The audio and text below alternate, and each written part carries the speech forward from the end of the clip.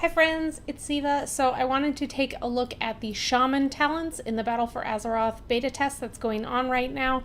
I did another video on the Rogue talents, and now I thought we'd look at the Shaman talents because Shaman is the other class that I play a lot, and there's some good changes and things I'm interested and looking forward to. And they also changed the way that regular talents and honor talents work, and I actually kind of really like it, so I'm going to show you how that works now.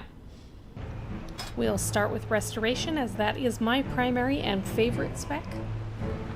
So I'm just going to quickly mouse over these tooltips. I'm not going to read them all out loud to you like I did in the Rogue talent. If you want to read them more in depth and I'm going too fast, you can go ahead and pause the video and look at that now. There are some decent talent changes, but there are also a number that are the same. I don't see any really glaring big problems or things that I really dislike that are missing, or things that I dislike that are included. Obviously, the numbers are going to matter a lot depending on the tuning, because you don't want a tier where there's one clear winner in all situations and the other talents are never picked. Well, maybe you do, but I think that's poor design. The one thing that I do want to comment on is the Ghost Wolf effect, where it provides you some damage reduction that is currently tied into the Resto artifact weapon, is becoming a talent, and I'm really excited about that because I found it very useful. Shamans are not known for their survivability, and you only really have one survival cooldown, so I think this is a much needed pick, and I'm really excited that it's going to be an option in Battle for Azeroth.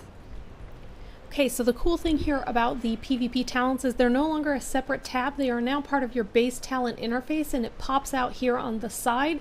You have these 4 bubbles, and each one you click on and it shows you the different honor talents that are unlockable for each bubble, and of course you can set each one individually.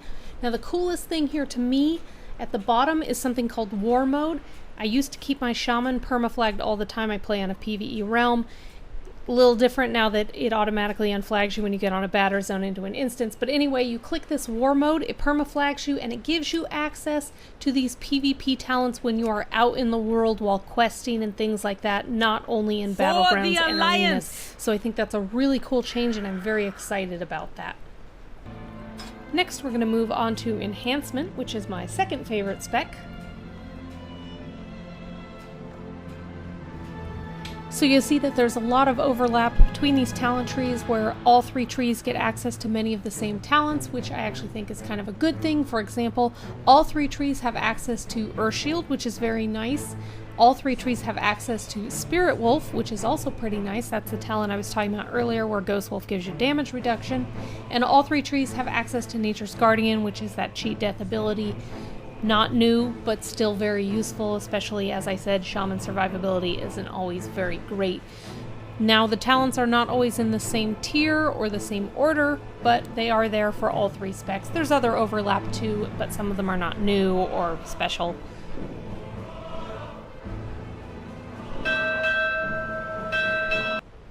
And finally, let's take a look at Elemental.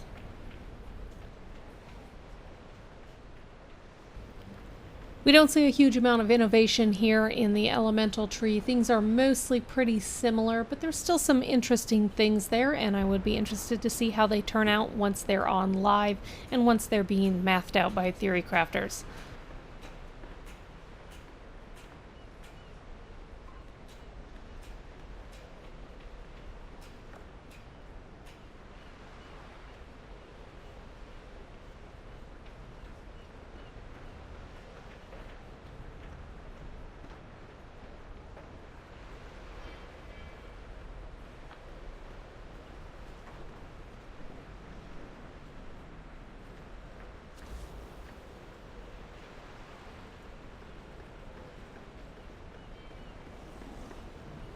Thank you guys for watching.